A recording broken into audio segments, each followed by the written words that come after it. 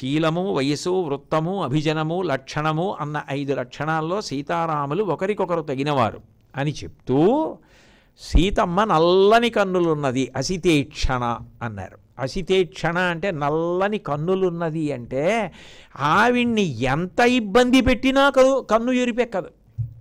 నిజానికి ఎంత ఇబ్బంది పెట్టారు సీతమ్మగా ఆవిడ అవతారంలో ఉన్నప్పుడు రామాయణంలో రాక్షస స్త్రీలు లంబకర్ణ లలాటంచ లంబోదర పయోధరాం లంబోష్ఠీం లంబచుపుకాం లంబాస్యాం లంబజానుకాం, ఎంతమంది చుట్టూ రాక్షస స్త్రీలు ఎంత వేధించారు, ఎన్ని మాటలు అన్నారు, అయినా ఆవిడ కన్ను ఎరిపెక్కలేదు. అంత నల్లని కన్నుట. ఆ నల్లటి కంటికి ఇంకా అందమిచ్చి ఇంకా చల్లతనాన్ని కల్పించడానికి అమ్మవారి కంటికి కాటుక పెడతారట. అందుకే అమ్మవారికి చేసే అలంకారాలలో అమ్మవారి కంటికి కాటుక తీరుస్తున్నప్పుట బ్రహ్మగారు దేవేంద్రుడు కూడా చూసి సంతోషిస్తూ ఉంటారట. మిగిలిన ఉపచారాలు ఒకెత్తు, అమ్మవారి కంటికి కాటుక తీర్చడం ఒక్కటి ఒకెత్తు. ఇది నా సొంతంగా చెప్పట్లేదు నేను. శంకరాచార్యులు వారు దేవీ చతుశ్చోపచార స్తోత్రం అని ఒక స్తోత్రం చేశారు. అందులో అమ్మవారి కంటికి కాటుక పెట్టడం గురించి వ్రాశారు ఆయన. బంగారు పుల్లతో తీరుస్తారట కాటుక. తీర్చేటప్పుడు చెలికెత్తెలు అమ్మవారి కంటి దగ్గర నిలబడి ఈ కనుకొలుకు ఈ చివరి భాగంలోకి ఆ కంటి కాటుక తీరుస్తున్నప్పుడు మలినమపి తదక్షి సంగేన బ్రహ్మ ఇంద్రాది అభిలషణీయం అంటారు శంకరాచార్యులు వారు. అంటే అది మలినం కదా కాటుక అంటే నల్లగా ఉంటుంది, పైగా అది మలినం తీసింది. అటువంటి మలినం తీసుకొచ్చి అమ్మవారి కంటికి పెడితే దోషం కాలేదా అంటే అంత నల్లని కన్నులు.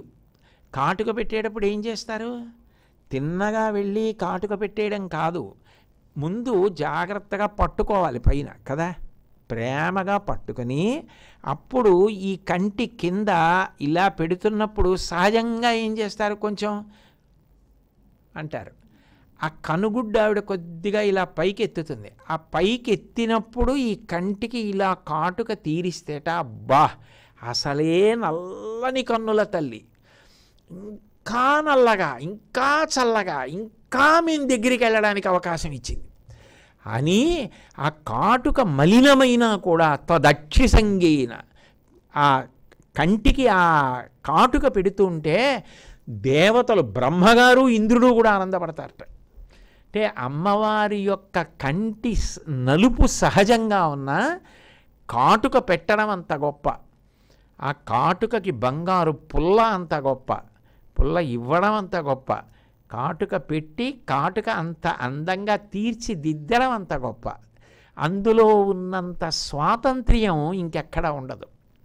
ఎందుకంటే కన్ను ముట్టుకోవడమే, కన్ను ముట్టుకొని కంటికి కాటుక అమ్మవారికి తీర్చాలి అంటే ఎంత బాగా స్వాతంత్ర్యంతో ఆ కంటికి కాటుక పెడతారు. చిన్న పిల్లలకైనా సరే మీరు ఇలా కాటుక పెడుతున్నారు అనుకోండి, వాళ్ళు గుడ్డిలా అంటారు ఒకసారి అన్నప్పుడు ఎంత అందంగా ఉంటాయో కళ్ళు. అలా అమ్మవారికి కాటుక తీరిస్తే బ్రహ్మేంద్రాదులు ఆనందపడిపోతున్నారయా అన్నారు. మరి ఉపచారంలో కాటుక పెట్టడం ఎంత గొప్ప విషయం, అదే చిన్నదా. అటువంటి తల్లి కంటి చివరి భాగం ఆ కటాక్షం వ్యక్తమయ్యే ప్రాంతం ఉందే, దాని ఉపాసన చెప్తున్నారు శంకరాచార్యులు వారు.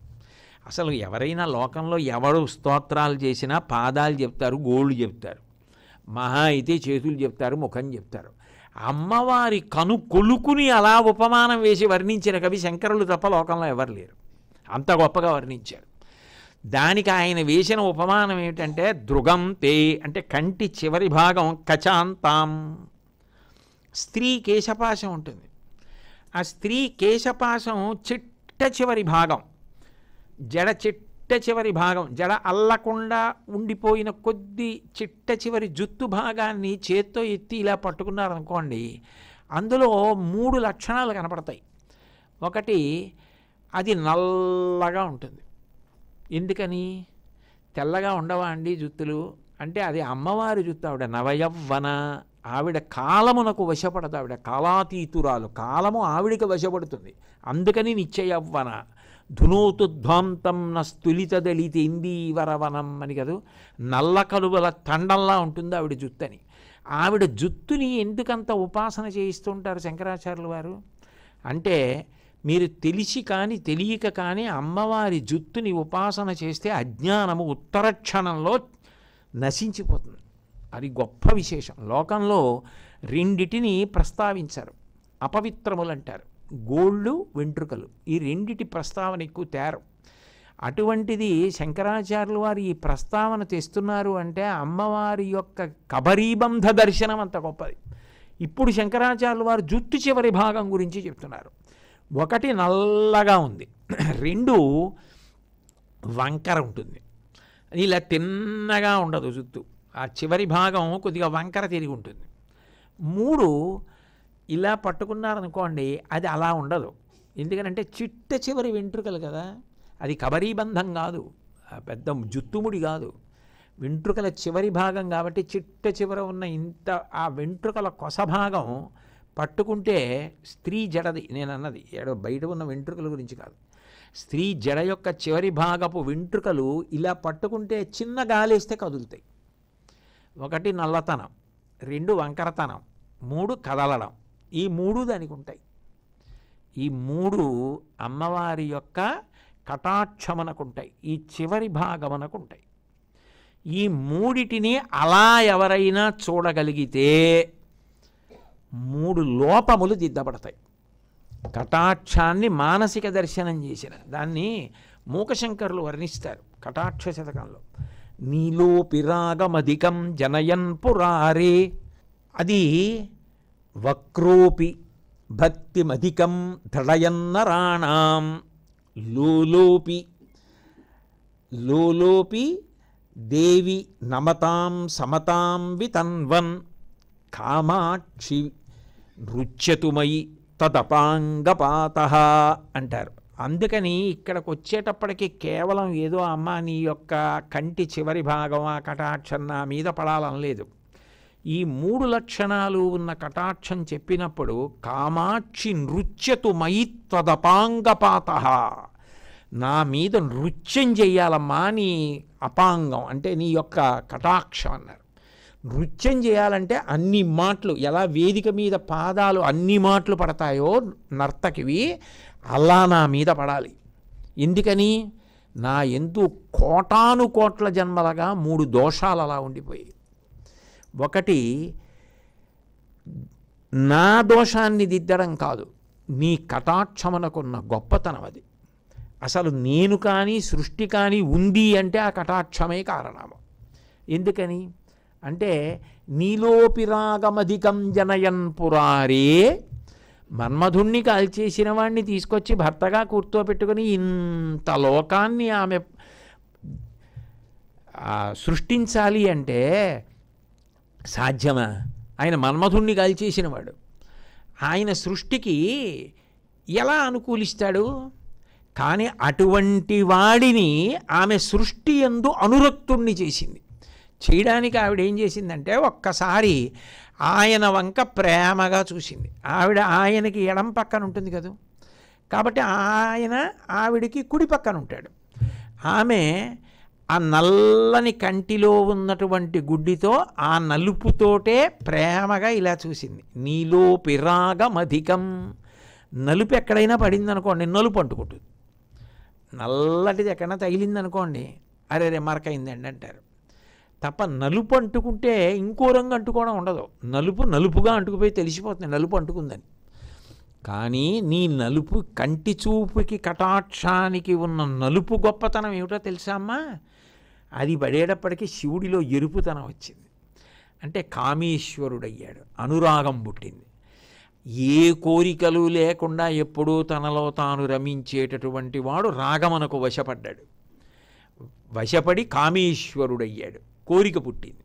ఆయనకి కోరిక పుడితే ఈ లోకమంతా పుట్టింది. కాబట్టి ఎంత గొప్పదమ్మా అసలు ఈ సృష్టి ఉంది అంటే నీ కంటి చివర నువ్వు చూసే చూపు గొప్పతనం. నీలోపిరాగమధికం జనయన్ పురారే, లోలోపి భక్తిమధక అధికం దళయన్నరాణాం. లోలోపి అంటే కదులుతూ ఉంటుంది, వెంట్రుకల చివరి భాగం గాలికి ఎలా కదిలిపోతూ ఉంటుందో అలా అమ్మవారి చూపు అలా నిలకడగా ఉండకుండా ఎప్పుడు ఇలా కదులుతూ ఉంటుంది. ఇలా కదలకపోతే కటాక్షం ఎలా అవుతుంది? కదులుతూ ఉంటుంది. కదిలేది నిలకడతనం ఏమిస్తుంది? నిలకడగా ఉన్నది నిలకడగా ఉంటుంది. ఇప్పుడు ఈ కుర్చీ కదిలిపోతోంది అనుకోండి, కదిలిపోతున్న దాంట్లో కూర్చుంటే నేను నిలకడగా ఎలా ఉంటాను? ఆ కంటికి కదిలిపోవడం లక్షణం.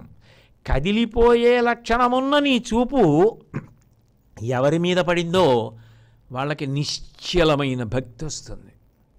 అప్పుడు నాలో మనోచాంచల్యము, మనసుని ఏకాగ్రం చేసి నిలబెట్టలేని స్థితి, ఆ బలహీనత పోయి నాకు ఏకాగ్ర దృష్టి, నీ పాదముల యందు దృష్టిని నిలబెట్టగలిగిన మనస్థితి అంకురిస్తుంది.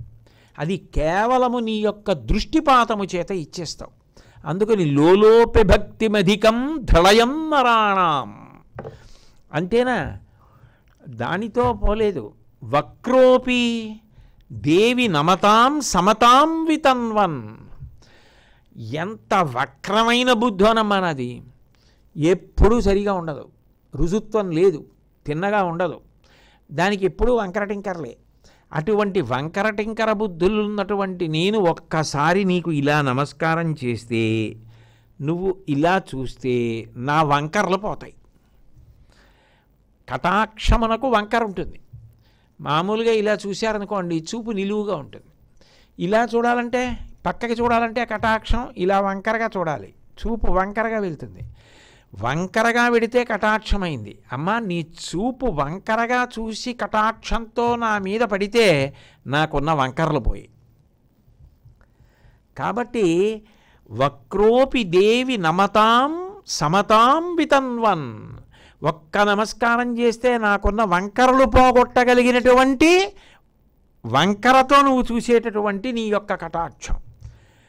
అమ్మ నాకున్నటువంటి ఈ జాడ్యాలున్నాయే, ఈ వంకర టింకర బుద్ధి, అసలు సమత్వం లేకపోవడం, నేను అందరిలో ఈశ్వరుణ్ణి చూడడం సమానత్వం అంటారు. సమానత్వం ఎలా సమానత్వం కలుగుతుంది అంటే అందరి యందు భగవద్భావన, అది సమానత్వమునకు కారణము. అందరూ భగవంతుని బిడ్డలే, అందరూ జీవులే, తన యందు అఖిల భూతములందు ఒక భంగి పరహితత్వంబున బరగువాడు. ప్రహ్లాదుడి గురించి చెప్తూ పోతన గారు అంటారు, తనలో అందరిలో ఆ చైతన్యమే ఉన్నది అన్న భావన సమానత్వమునకు కారణము. అది సమానత్వము భావన లేనివాడికి ఆమె ఇస్తుంది, నమస్కరించి చూసిన వాడికి. అటువంటిది అమ్మ నన్ను ఒక్కసారి చూస్తే పోతుందా? నాకు ఈ అవలక్షణాలు పోవు. కోట్ల జన్మల నుంచి మూటలు కట్టి తెచ్చుకున్నాను నేను ఇవన్నీ. ఇవి పోవాలంటే కామాక్షి నృత్యతు మయిత్వదపాంగపాత. నీ దృష్టి ఉన్నదే అది నా మీద నృత్యం చెయ్యాలి, అంటే అన్ని మాటలు పడాలి. పడితే నాకున్న ఈ వంకరలు అసమానత్వం ఇవన్నీ పోతాయి. కాబట్టి నన్ను అనుగ్రహించమ్మా అంటారు. అమ్మవారి కటాక్షానికి ఆ కంటి చివరి భాగాన్ని, ఇక్కడ ఉన్న భాగాన్ని దర్శనం చేయడానికి దేవీ చతుషష్ఠోపచార స్తోత్రంలో కాటుక తీర్చడం గురించి మాట్లాడిన శంకర భగవత్పాదులు ఇక్కడికి వచ్చేటప్పటికి, శారదాంబకి సంబంధించిన స్తోత్రానికి వచ్చేటప్పటికి, ఒక కంటి చివరి భాగం ఆ గుడ్డు వచ్చే భాగాన్ని ఎలా ఉపాసన చెయ్యాలో దానికి ఉపమానంగా ఒక స్త్రీ జడ చివరి భాగాన్ని చెప్పడం. అది స్త్రీ జడ చివరి భాగం అనుకోవడం కన్నా శారద జుత్తు చివరి భాగాన్ని ఊహ చేస్తే అజ్ఞానం కూడా నశిస్తుంది. కాబట్టి ఆ తల్లి సుశాంతాం సుదేహాం దృగంతే కచాంతాం లసత్సల్లతాంగీం. ఆవిడ లసత్సల్లతాంగీం. లసత్ అంటే కాంతి. ఆమె మెరుపు తీగ ఎలా ఉంటుందో అలా ఉంటుంది. మనకి ఆ లలితా సహస్రనామ స్తోత్రంలో అమ్మవారి గురించి తటిల్లతా సమరుచి అని ఒక నామం. తటిల్లతా సమరుచి అంటే నల్లటి మబ్బు మీద మెరుపు తీగ ఎలా ఉంటుందో అటువంటి కాంతితో ప్రకాశించే తల్లి అని. నిజానికి శంకరాచార్యుల వారు ఈ తటిల్లతా సమరుచి లసత్సల్లతాంగీం అన్న నామాన్ని ప్రయోగించడం వెనక ఉన్న పవిత్రమైన లక్ష్యం, మనందరినీ కూడా ఉద్ధరించాలన్న ఆయన తాపత్రయం ఏమిటంటే ఆ మెరుపు, ఆ కాంతి, లసత్, ఆ ప్రకాశం ఏమిటి అంటే అది అవతల వారిలో ఉన్నటువంటి అజ్ఞానమును ధ్వంసము చేయగలిగిన స్థితి. భాగవతంలో సాందీపని మహర్షి గురించి చెప్తాడు కృష్ణ పరమాత్మ. కుచేలుడితో మాట్లాడుతూ, మన గురువుగారి గురించి నీకు గుర్తుందా కుచేల? మన గురువు సాందీపని మహర్షి ఎంత గొప్పవాడయా అంటూ ఒక మాట చెప్తాడు. తివిరి అజ్ఞాన తిమిర ప్రదీపమగుచు అవ్యయంబకు బ్రహ్మంబుననుభవించు భరిత సత్తుండు సత్కర్మ నిరతుడతుల భూసుర శ్రేష్ఠుడు అలగుండు భుతనుతుండు అంటాడు. అసలు ఒక గురువుగారి గురించి మాట్లాడడం అంటే, ఒక గురువుగారి గురించి మనసులో అభిప్రాయం ఉండడం అంటే అంత పవిత్రంగా ఉంటుందా, అంత గౌరవంగా ఉంటుందా? అట్లా మాట్లాడాలా గురువు గురించి మాట్లాడితే అనిపిస్తుంది.